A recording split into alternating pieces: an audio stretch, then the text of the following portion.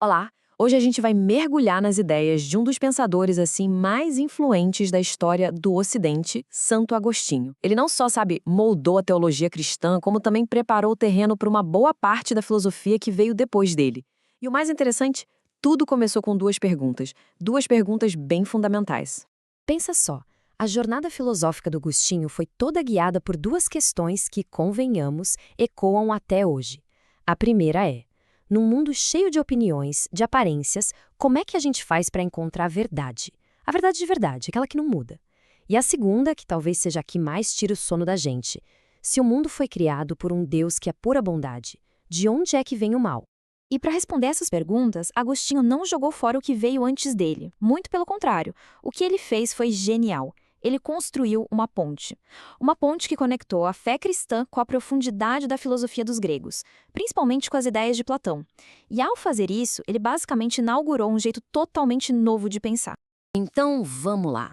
Vamos começar pela primeira grande questão: a busca pela verdade.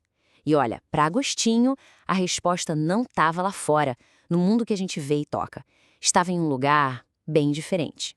Essa frase aqui resume a ideia dele de um jeito brilhante. Agostinho está basicamente dizendo: pare de procurar do lado de fora, nos seus sentidos, no mundo material. Comece uma viagem para dentro de si. Porque para ele, a verdade é isso, uma descoberta interior. E esse conceito central tem um nome: interioridade. A ideia é revolucionária, né? A de que a nossa alma é o espaço sagrado onde o conhecimento de verdade acontece. É ali, dentro da gente, que a gente encontra as verdades que não mudam e, no fim das contas, o próprio Deus. Tá, mas como é que essa busca interior funciona na prática? Agostinho fala de uma espécie de parceria. Não é fé cega, nem é razão pura e solta.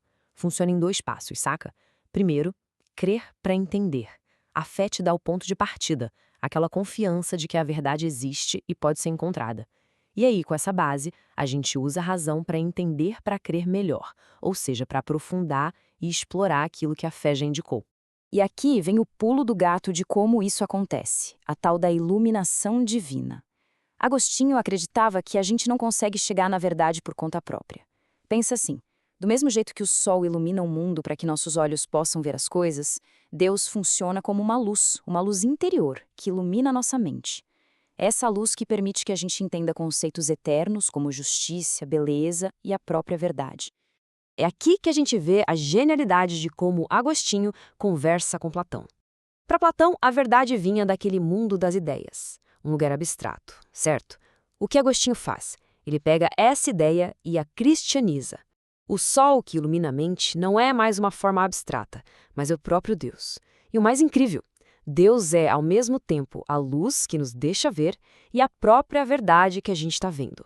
Ok, então já entendemos como se encontra a verdade. Agora vamos para a segunda grande angústia: o problema do mal. A pergunta que não quer calar: se Deus é bom e criou tudo, de onde diabos veio o mal? A solução que Agostinho dá para isso é de uma lógica impressionante. O raciocínio dele é mais ou menos assim, passo a passo. Primeiro, Deus é o bem máximo, certo? Então é impossível que ele tenha criado o mal. Segundo ponto, se Deus não criou o mal, então o mal não é uma coisa que existe de verdade, não é uma substância. Então o que ele é? E aí vem o terceiro passo. O mal é uma privação do bem, é a falta do bem, uma ausência. Pensa na escuridão, ela não é uma coisa, é só a ausência de luz. E por fim, o quarto passo, o que causa essa ausência de bem? O mau uso da nossa liberdade, do nosso livre-arbítrio. Então, o ponto central é esse, e é super importante. O mal não existe por si só. Não é uma força do mal lutando contra Deus. Ele é o resultado, a consequência de uma escolha humana de virar as costas para o bem, de se afastar de Deus. É como uma ferida no que é bom, uma corrupção do bem que já estava ali. Mas as ideias do Agostinho não ficam só no plano do indivíduo, não. Ele pega toda essa filosofia e expande para entender a história humana como um todo. É uma visão, assim, grandiosa sobre a sociedade e o nosso lugar nela. No seu famoso livro, A Cidade de Deus, ele diz que a história é, na verdade, um palco onde duas cidades simbólicas estão sempre em conflito, misturadas.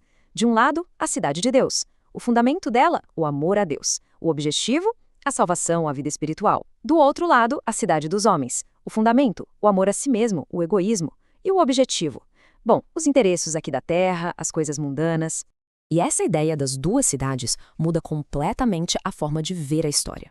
Naquela época, os gregos pensavam a história como um círculo, sabe? Uma coisa que se repete para sempre. Agostinho quebra com isso.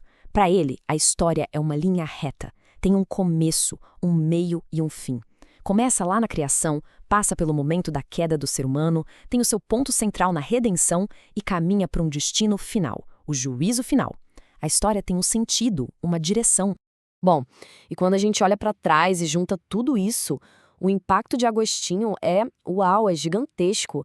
As ideias dele realmente moldaram o pensamento do Ocidente por mais de 1000 anos. E se a gente tivesse que resumir a ética dele numa única frase, seria essa: o ser humano é definido pelo que ama. Para pensar nisso. Para Agostinho, o que define alguém não é o que a pessoa sabe ou o que ela faz, mas sim o que ela ama. Aquilo que é o foco do nosso amor determina nosso caráter e, no final das contas, o nosso destino. Se a gente ama a Deus, isso nos eleva. Se a gente ama as coisas erradas ou ama as coisas certas do jeito errado, isso nos leva para baixo.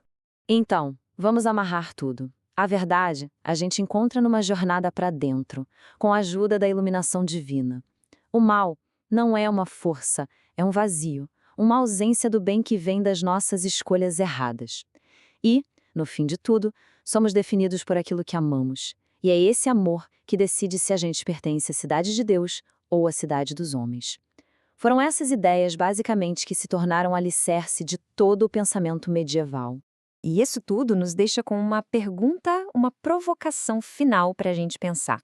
Se Agostinho estiver certo, se a gente é definido pelo que a gente ama, o que os nossos amores de hoje em dia, nossas paixões, nossas prioridades, aquilo a que a gente dedica nosso tempo e nossa energia, o que tudo isso diz sobre quem a gente é?